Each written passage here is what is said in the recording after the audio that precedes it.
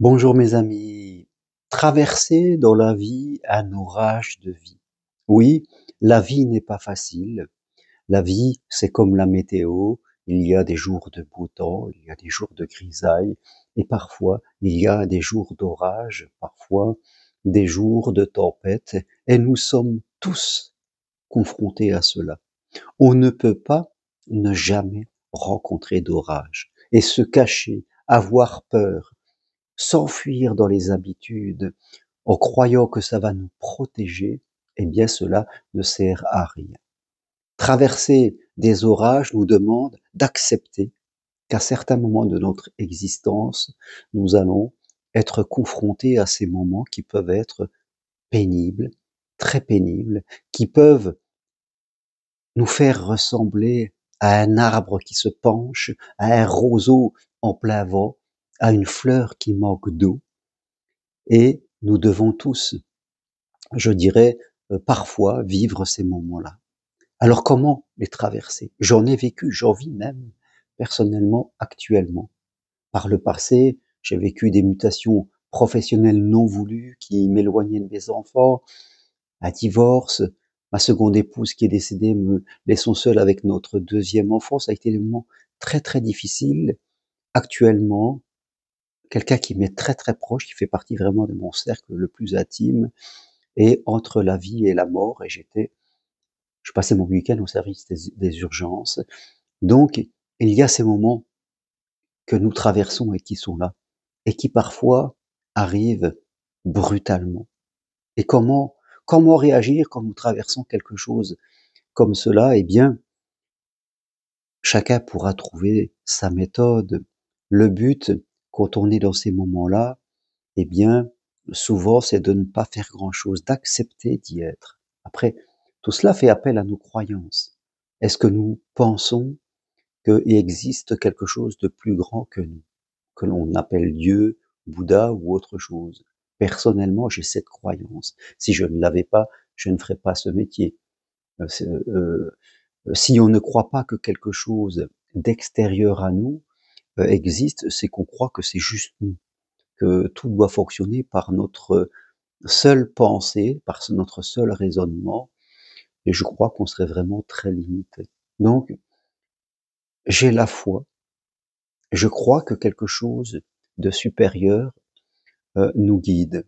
Personnellement, je suis chrétien, mais je ne fais pas de religion, je ne fais partie d'aucun groupe de pratique, c'est moi, c'est ma foi, je la vis personnellement, intimement, j'en parle à personne, à part vous qui m'écoutez, et j'aime cette phrase, elle m'aide en tout cas, quand, quand Jésus sait qu'il va mourir et il dit à son Père, donc à Dieu, il dit: «Est-ce que tu peux faire que je ne boive pas cette coupe?»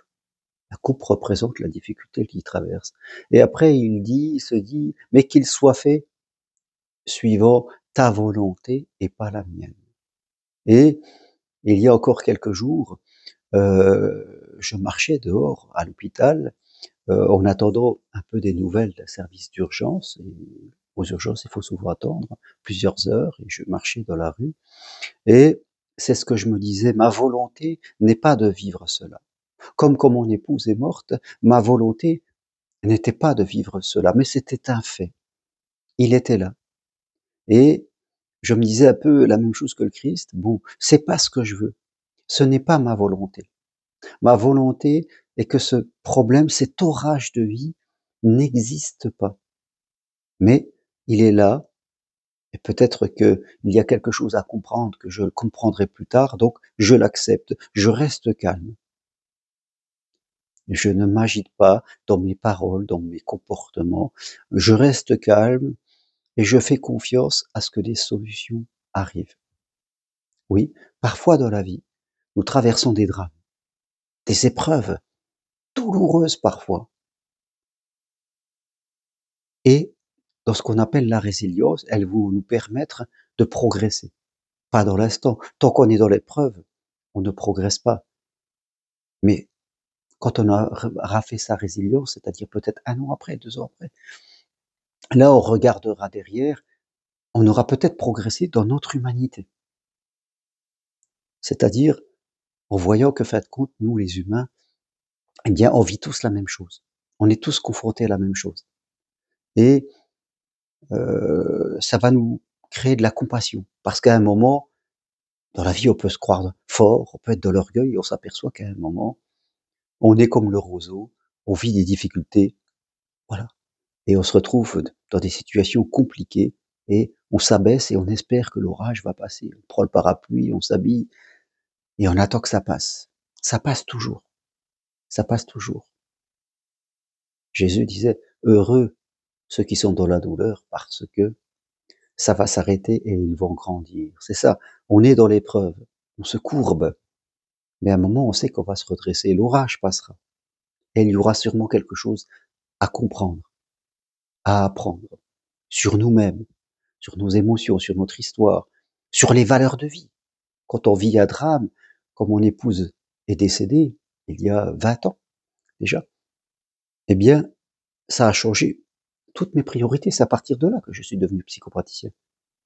Avant, j'étais dans un autre métier, je suivais des voies normales, avec l'ambition d'avoir de l'argent, de réussir, suivant les critères matérialistes. Et après, cet événement a bouleversé ma façon de voir le monde. C'est à partir de là que j'ai commencé à changer de métier, devenir psychopraticien, à partir marcher sur Compostelle pour redonner sens à tout ça. Ça m'a transformé. La mort de ma femme et le chemin de résilience que j'ai dû faire, ce désert à traverser, m'a transformé. Parce que quand on vit une épreuve, elle doit nous servir à grandir. Si elle sert à ce qu'on se cache, à ce qu'on devienne comme des animaux terrorisés dans la peur, ça ne sert à... Non seulement il y aurait eu l'épreuve, et en plus on n'aura pas appris. On aura été primaire. Et c'est ce qu'il ne faut pas faire.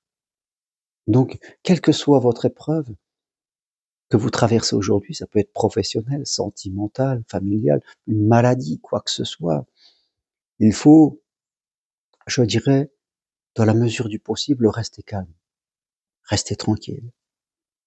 Croire que peut-être vous ne comprenez pas tout et que vous laissez faire. Vous croyez en quelque chose de plus grand et qui va vous apporter une vision différente, une solution, une porte de sortie. Parce qu'il y a toujours des portes de sortie. Simplement, il faut le croire. Si on s'agite, on est comme la personne qui a peur de se noyer, qui s'agite et qui finit par couler. L'agitation nous fait couler. Et quand on est dans une épreuve, il faut rester calme, tranquille dans la mesure du possible, ne pas chercher à maîtriser tous les éléments, attendre, regarder et écouter.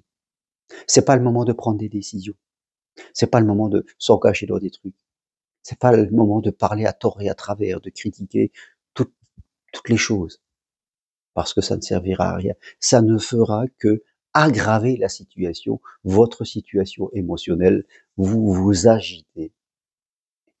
Alors que il faut, de la mesure du possible, ne rien faire. Rester tranquille. Et laisser les choses se dérouler. Vous pouvez faire, si vous avez quelque chose à faire, vous le faites. Euh, mais vous faites l'essentiel. Pour le reste, vous laissez faire. Vous n'avez pas besoin de chercher à en sortir le plus vite. Ce matin encore, quelqu'un m'appelait pour me parler de quelqu'un qui était dans un deuil, avait perdu aussi un être cher, ça faisait que quelques mois, et il souffrait. Et comme je lui ai dit, je dis, la souffrance est normale. Faut arrêter de croire que la souffrance n'est pas normale. La souffrance, c'est une réparation. Si on perd un être cher, on souffre. Il ne sert à rien de prendre des médicaments ou de vouloir assortir, non. Sinon, on va retarder le processus de guérison à l'intérieur de nous. Quand on se casse la jambe, on souffre. Ça sert à rien de prendre des antalgiques et de croire qu'on peut la courir. Non, la jambe est cassée, ça fait mal, mais ça va guérir. Ah, ça nous apprend la patience. Dans ce monde où on veut aller toujours tout vite, on veut toujours tout enlever. Donc, quelle que soit votre difficulté, restez calme, observez. Je dirais, faites ce qu'il y a à faire de plus important, sans en faire plus, et apprenez à vous courber et à traverser cela et à attendre que l'orage passe, comme on dirait. Et si vous avez besoin d'un conseil, si vous avez besoin de discuter, de faire un point de situation, eh bien, je suis là, vous pouvez m'appeler, prendre une consultation avec moi, je me ferai un plaisir de vous apporter peut-être des clés d'évolution dans ce chemin, parce que toute situation douloureuse ne doit pas faire de nous des animaux créatifs, mais bien nous faire progresser dans notre humanité. Voilà ce que je voulais vous partager aujourd'hui. Quand on traverse un orage, si vous voulez aller plus loin, eh bien, écrivez-moi, prenez une consultation avec moi, je me ferai un plaisir de discuter avec vous. N'ayez pas peur de progresser.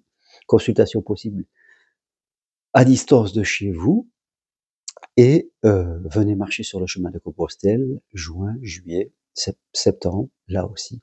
N'ayez pas peur de vous engager dans une voie de progression. Et si vous voulez devenir un professionnel de la relation d'aide, suivez ma formation 100% individuelle, formation où je vous accompagnerai sur votre reconversion professionnelle. Toutes les infos sur mon site germainroncarré.com. Merci à vous, à bientôt, au revoir.